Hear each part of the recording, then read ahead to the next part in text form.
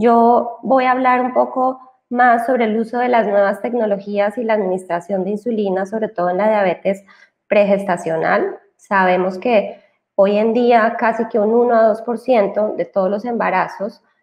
pues tienen esta complicación de diabetes pregestacional. Esto se está presentando porque cada vez tenemos pacientes más jóvenes con diabetes tipo 2. Sabemos que la diabetes es una enfermedad que está incrementando su prevalencia, que cada vez estamos con mayor tendencia al sobrepeso y a la obesidad, y que la edad de presentación de la diabetes tipo 2 cada vez se está viendo en pacientes más jóvenes. Además, también la prevalencia de diabetes tipo 1 ha ido en ascenso en la mayoría de los países a nivel mundial.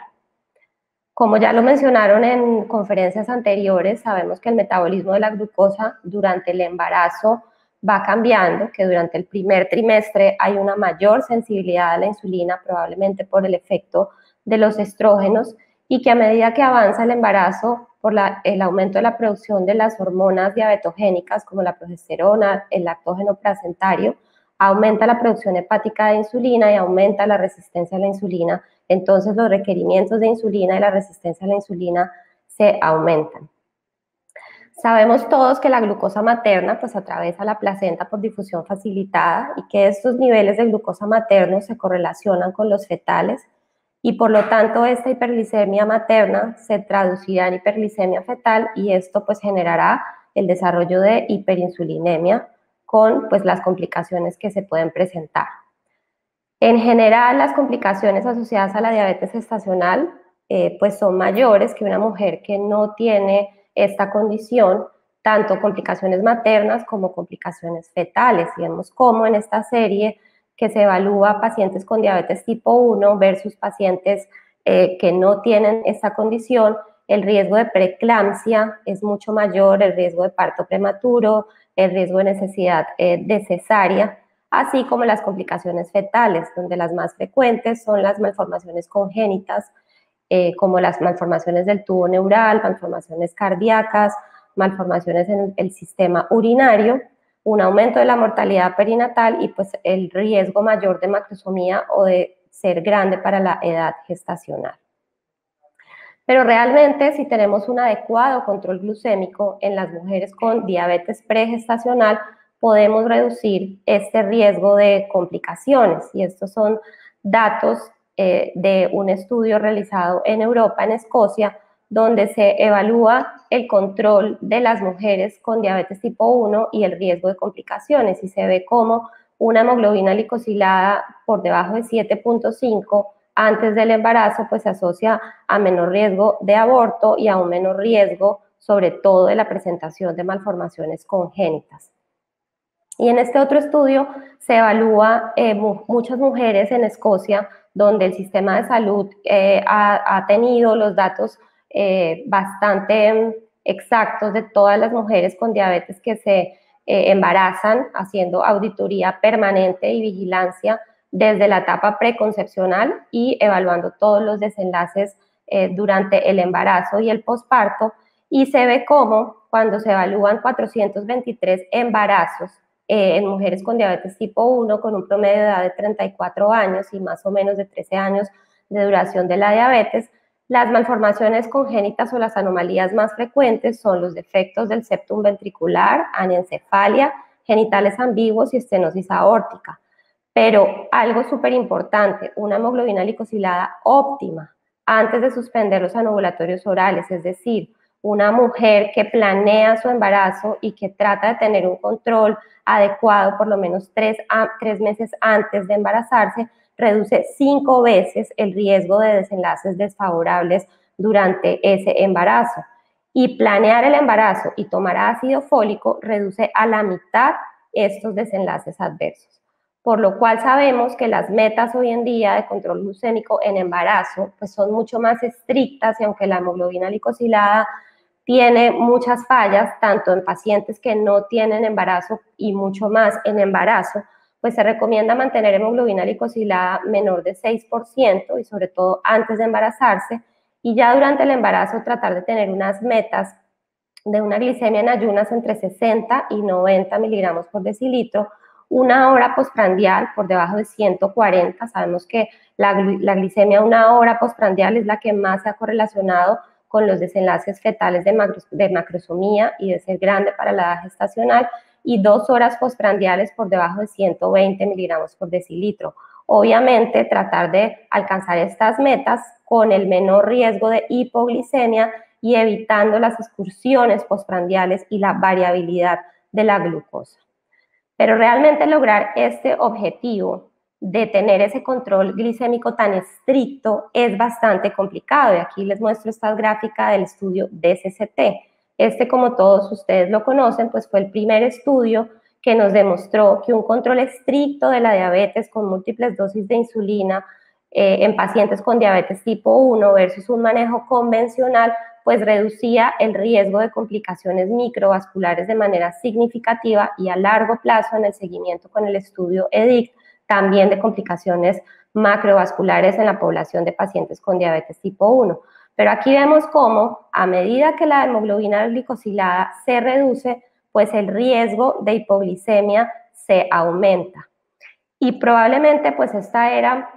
una complicación que muchas veces no se tenía muy en cuenta, pero estos datos, por ejemplo, nos muestran que en pacientes hay una elevada también pérdida fetal, tanto con niveles altos de hemoglobina glicosilada como con niveles muy bajos de hemoglobina glicosilada, que probablemente se pueden asociar a episodios frecuentes de hipoglicemia. Entonces, poder lograr este control estricto durante el embarazo, que sabemos que se asocia con menores desenlaces adversos, a veces es bastante complicado con la administración usual o habitual de insulina en múltiples dosis y con el monitoreo capilar de glucometrías. Y es por eso que es aquí donde la tecnología juega un papel fundamental para ayudarnos a lograr ese control glicémico más estricto y tan deseado durante el embarazo, pero tratando de disminuir el riesgo de hipoglicemia y de variabilidad de la glucosa, y mejorando lo que el doctor Silva mencionaba, la métrica del tiempo en rango, que nos tenemos que empezar a familiarizar con ella. Hoy en día contamos entonces con diferentes formas de administrar insulina. La opción que todos conocemos, las múltiples dosis de insulina, o administrar insulina por medio de un dispositivo que se llama una bomba de insulina. Y esto muchas veces, y los mejores resultados se obtiene no solamente con la administración de insulina por este dispositivo o en esta microinfusión de insulina, sino cuando este sistema va integrado al uso de un monitoreo continuo de la glucosa, que realmente es lo que nos permite también poder controlar mucho más estas excursiones de hiperglicemia, de hipoglicemia, generar alarmas que permitan que el paciente tome medidas en su tratamiento en forma activa, y además poder tener una herramienta educativa para con el paciente establecer las metas, el impacto que tienen las comidas, el ejercicio, el uso de los medicamentos para el control de su enfermedad. Y si revisamos un poco cómo es la secreción fisiológica de insulina en personas que no tienen diabetes, pues vemos que más o menos la mitad de la insulina nosotros la producimos como insulina basal. Y esto se hace para corregir la producción hepática de glucosa. Además, cada vez que consumimos carbohidratos y suben nuestros niveles de glucosa en sangre, pues tenemos que liberar un pico de insulina, que es el que se llama insulina prandial. Cuando nosotros utilizamos una bomba de insulina, lo que estamos utilizando es un pequeño dispositivo electrónico que realmente es fácil de llevar y que puede ayudar a imitar de una manera un poco más certera, más fisiológica, la forma en la que el páncreas de una persona sana puede funcionar, a través de una infusión permanente de insulina. Generalmente lo que utilizamos son insulinas de acción rápida, que para embarazo utilizaríamos o insulina Lispro o insulina Aspart, que son las que tienen evidencia de ser seguras y eficaces en embarazo. Y esta infusión permite administrar la dosis de insulina basal en forma permanente con una dosis precisa durante las 24 horas. Cuando nosotros administramos esta insulina en una bomba de insulina, podemos tener diferentes tasas de insulina basal para las 24 horas. y así cubrir los requerimientos de insulina que muchas veces pueden ser diferentes en los diferentes momentos del día y que esto a veces se nos complica cuando utilizamos una insulina basal en inyección. Es decir, las pacientes con diabetes tipo 1 y a veces en embarazo, vemos que tienen un fenómeno del down muy marcado. Y esto quiere decir que en la madrugada o al amanecer, por la liberación de todas las hormonas contrarreguladoras como el glucagón, la adrenalina, la hormona de crecimiento, presentan unos picos de hiperglicemia y una menor sensibilidad a la insulina. Y cuando nosotros administramos insulina por medio de una bomba de insulina, podemos determinar que en ese momento donde el paciente tiene una mayor resistencia a la insulina, se puede administrar una dosis mayor de insulina. O lo contrario, por ejemplo, durante la tarde o ya las primeras horas de la noche, muchas veces la sensibilidad a la insulina es mayor y para ese momento del día algunos pacientes con diabetes tipo 1 requieren una menor dosis de insulina y esto también lo podemos programar por medio de la bomba de insulina. Además, pues el paciente tiene su dispositivo con la insulina a libre demanda para cuando el paciente va a comer. Y lo que hacemos es que las pacientes deben aprender a contar carbohidratos, que generalmente si es una paciente con diabetes pregestacional y sobre todo una paciente con diabetes tipo 1, pues ya debería tener este entrenamiento en conteo de carbohidratos que ha demostrado ayudar y disminuir la hemoglobina glicosilada y los desenlaces, sobre todo en pacientes con diabetes tipo 1. El paciente lo que debe hacer es avisarle a la bomba cuántos carbohidratos va a consumir y la bomba ya tiene configurado previamente por medio de una calculadora que se llama el Bolus Wizard cuál es la necesidad, eso se le llama el ratio de insulina en relación con sus carbohidratos de esa paciente individual y además cuál es la sensibilidad a la insulina, es decir, cuánto le baja en miligramos por decilitro una unidad de insulina a ese paciente, porque esto es diferente para todos los pacientes. Y en base a esos algoritmos, la bomba calcula cuál es la dosis ideal para ese paciente, además le resta la insulina activa y tiene las metas establecidas para evitar también que el paciente entre en una hipoglicemia. ¿Cuáles han sido los beneficios de la terapia de bomba de insulina, sobre todo en población de pacientes que no están en embarazo? Pues ha demostrado un mejor control de hemoglobina glicosilada y sobre todo con el uso de las nuevas tecnologías y de los sistemas integrados del uso de la bomba de insulina con el monitoreo continuo de glucosa, pues menos eventos de hipoglicemia y una menor variabilidad de la glucosa, que hoy en día son métricas que también son importantes y que tenemos que utilizar más allá de la hemoglobina glicosilada, no solamente en las pacientes embarazadas, sino en general en los pacientes con diabetes. En pacientes, ¿cuáles serían las indicaciones entonces hoy en día para el uso de una bomba de insulina?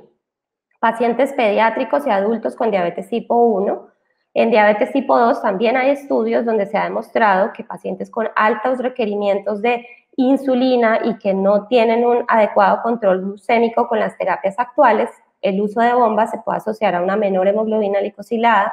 Pacientes que tienen hemoglobinas glicosiladas que a pesar de hacer un manejo óptimo con múltiples dosis de insulina, con educación, con uso de insulinas análogas, de automonitoreo constante, de glucometrías, persisten con hemoglobinas glicosiladas elevadas.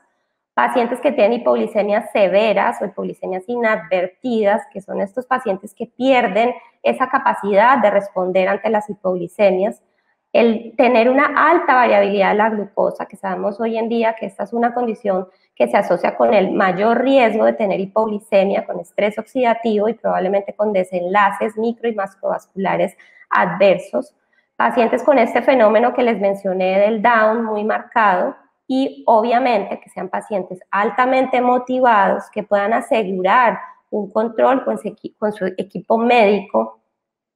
que sean muy responsables, adherentes a la terapia y el embarazo es una de las condiciones donde también esta es una indicación. ¿Qué es el monitoreo continuo de glucosa? Ya ustedes lo vieron en la charla previa con el doctor Silva. Existen varias formas de hacer un monitoreo continuo de la glucosa. Es tener una medición en el líquido intersticial de los valores de glucosa en forma continua del paciente. En general, la mayoría de los monitoreos hacen mediciones cada 5 minutos y puede tener uno 288 mediciones en 24 horas. Existe el monitoreo retrospectivo o lo que se llama el monitoreo profesional,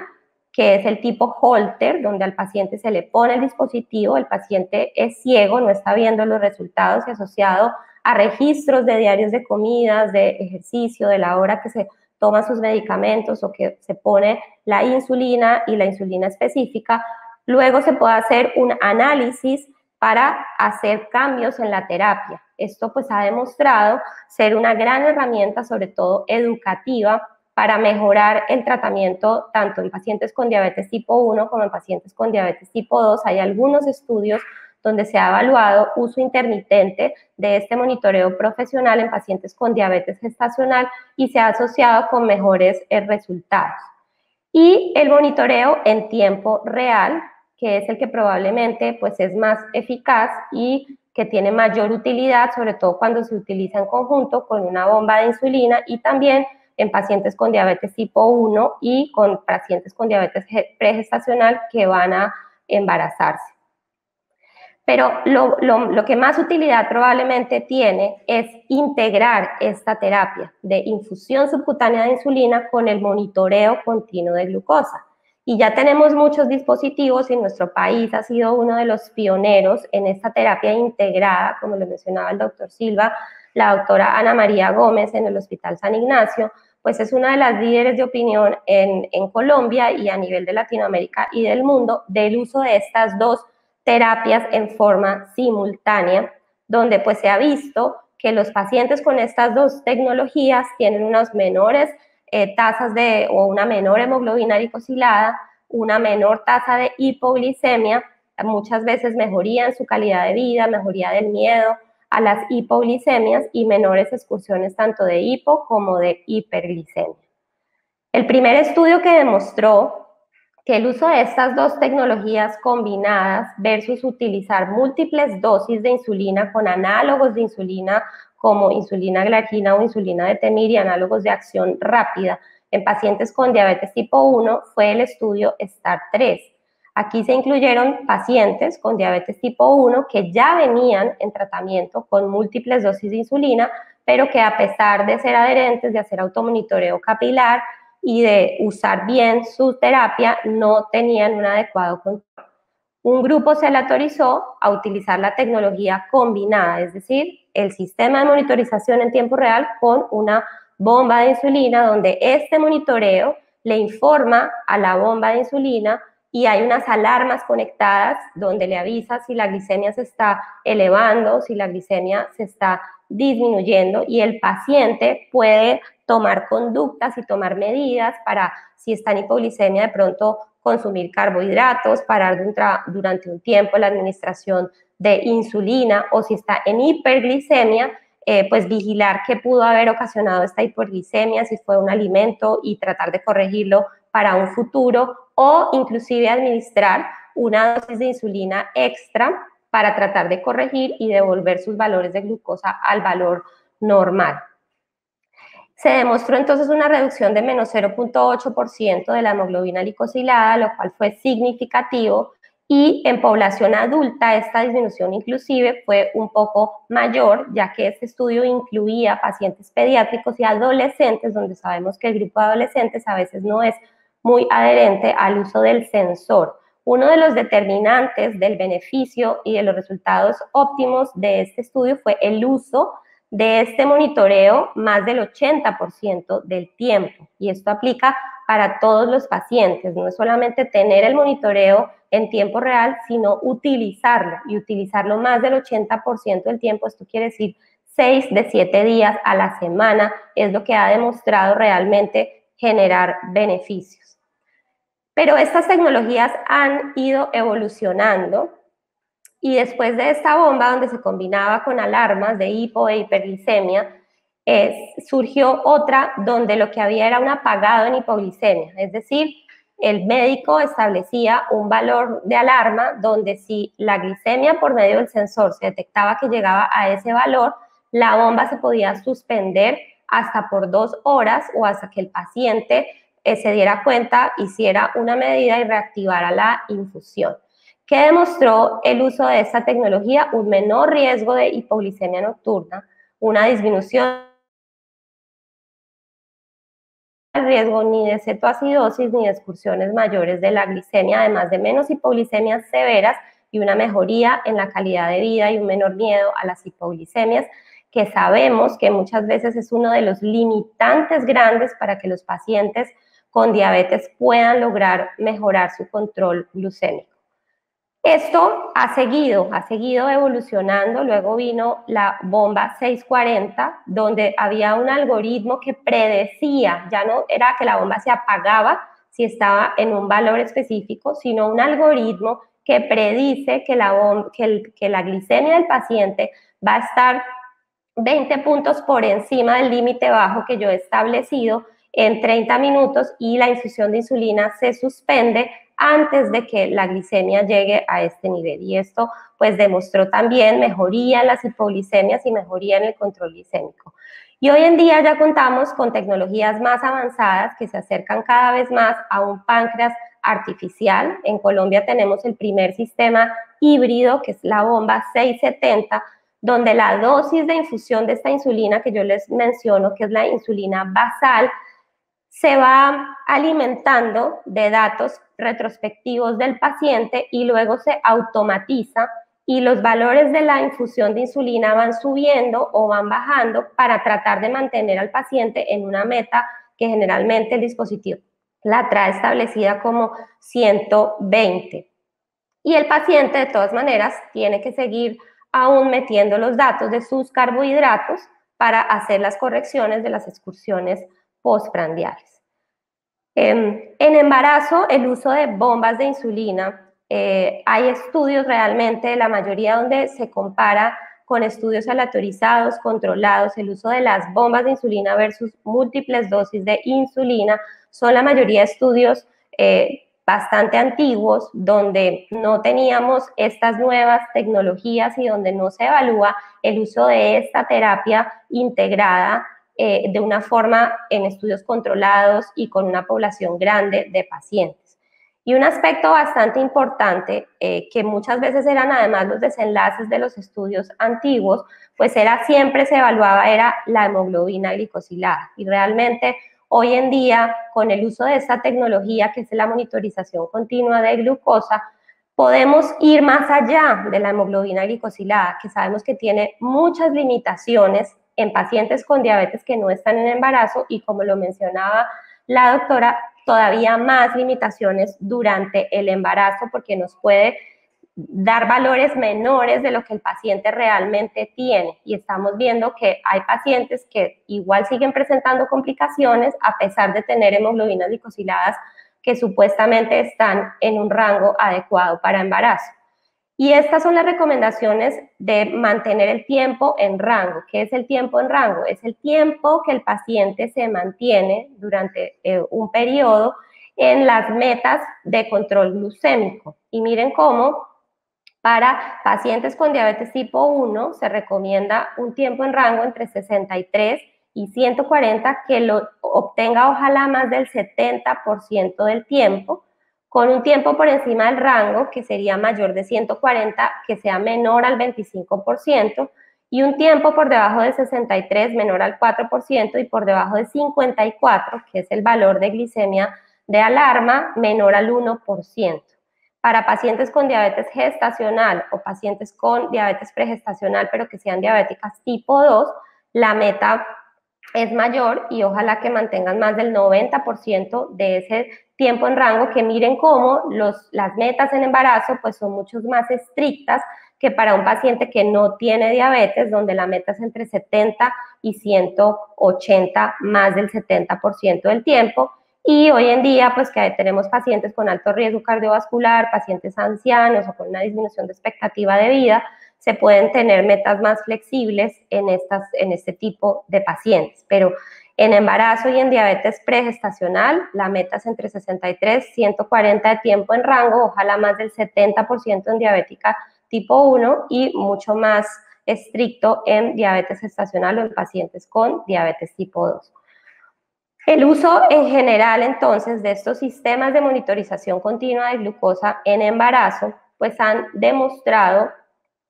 realmente que muchas veces la hemoglobina glicosilada pues no nos da toda la información. Este fue un estudio de 186 mujeres en Suecia a las cuales se les colocaba o un monitoreo en tiempo real o un monitoreo intermitente de glucosa, el freestyle libre, y el objetivo era mirar el desenlace de complicaciones como grande para la edad gestacional o al menos una complicación como macrosomía, distocia de hombros, hipoglicemia o una estancia en UCI mayor a 24 horas.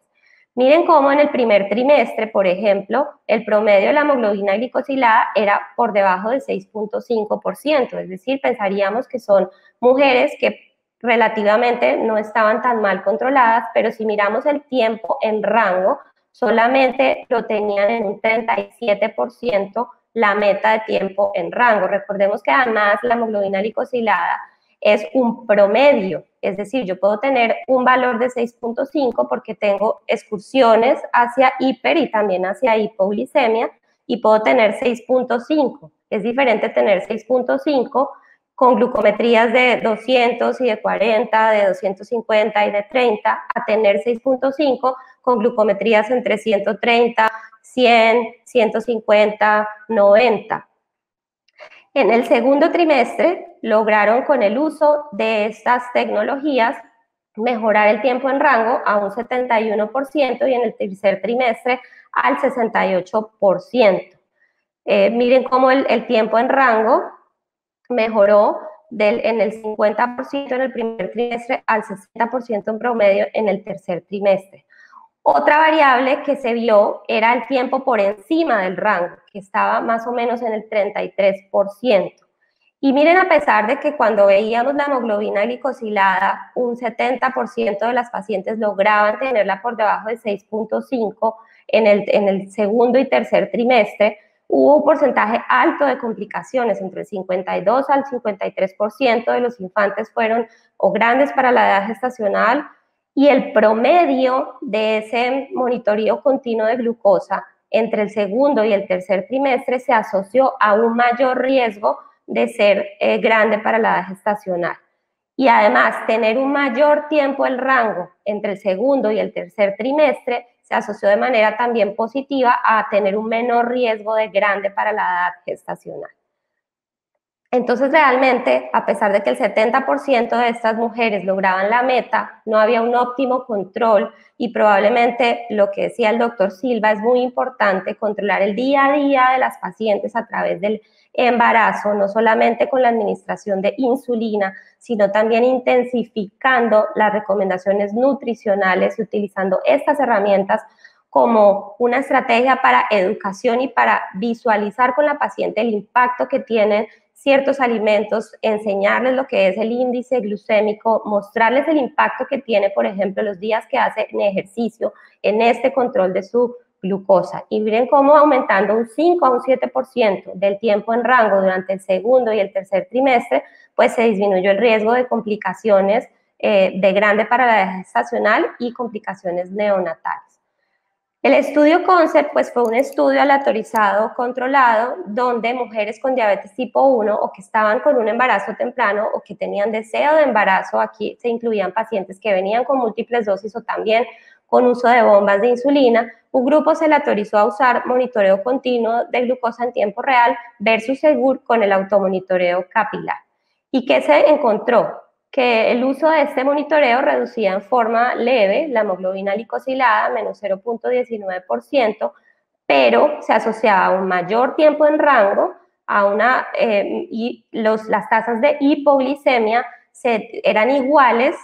además se disminuía el tiempo por encima del rango, es decir, estas excursiones de glucosa disminuían y no se incrementaba el riesgo de hipoglicemia.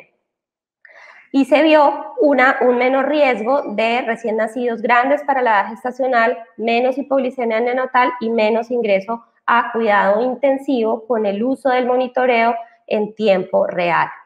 Estudios realmente donde se compare esta terapia combinada, el uso de una microinfusión de insulina asociado, integrado a un monitoreo en tiempo real versus múltiples dosis de insulina con glucometría capilar en mujeres con prediabetes con diabetes pregestacional en embarazo, con un buen diseño, con un buen número de pacientes, realmente no se han realizado. En Colombia tenemos evidencia de estudios descriptivos y una de las recomendaciones es que no solamente es el uso de la tecnología o el uso de la insulina. Cuando se analizan los datos del estudio CONCEPT, se veía que el 50% de estas pacientes diabéticas tipo 1 tenían sobrepeso o tenían obesidad y que cuando se revisaba el consumo de carbohidratos, la mitad de los carbohidratos eran con un alto índice glicémico. Y lo que han mostrado algunos estudios que se han realizado en el uso de esta tecnología ya de páncreas artificial o de sistemas automatizados en embarazo es que mejora mucho el control durante la noche versus las múltiples dosis de insulina, pero que realmente las excursiones durante el día es donde probablemente tenemos que mejorar y donde a pesar del uso de estas tecnologías no se ha logrado limitar y vemos que siguen existiendo un porcentaje alto de complicaciones, tanto sobre todo fetales, a pesar del uso de la tecnología. Entonces la parte nutricional sigue siendo supremamente importante y nos podemos apoyar en estas herramientas para educar a la paciente en el impacto que tiene y que ella lo vea de una manera más objetiva, como ciertos alimentos están generando estas excursiones de glucosa que son, pues que conllevan a desenlaces adversos en el feto. ¿Cómo lograr entonces un óptimo control sin efectos adversos de hipoglicemia? Realmente esta terapia, por ejemplo, se ha utilizado y hay experiencia en población colombiana, en pacientes con diabetes pregestacional, y hay dos publicaciones, una del grupo de Bogotá y otra del grupo de Medellín, de mujeres embarazadas con diabetes tipo 1, las cuales o ya venían con esta terapia o la cual se implementa durante el embarazo temprano, y vemos cómo las mujeres que ya venían con esta terapia, su hemoglobina previa era de 7.7 versus las que no venían y se les puso durante el embarazo, su hemoglobina era casi 1% más elevada. Pero al hacer el control estricto durante el embarazo, que pues por lo menos en San Ignacio las primeras consultas son semanales, posteriormente quincenales, al final del embarazo otra vez semanales, realmente con un equipo multidisciplinario, con nutricionista, con educadora y pues con endocrinología y con el grupo también de ginecología de alto riesgo, pues se logra, miren, una real disminución de la hemoglobina glicosilada y sin aumento de hipoglicemia, que sabemos que es una de las limitantes para lograr este control estricto en embarazo. Estos son también datos de un estudio publicado por el grupo de Medellín. El número de pacientes era un poco menor y vemos cómo la hemoglobina en el primer trimestre era de 7.4 y la lograron disminuir al tercer trimestre a 6.4% sin aumentar el tiempo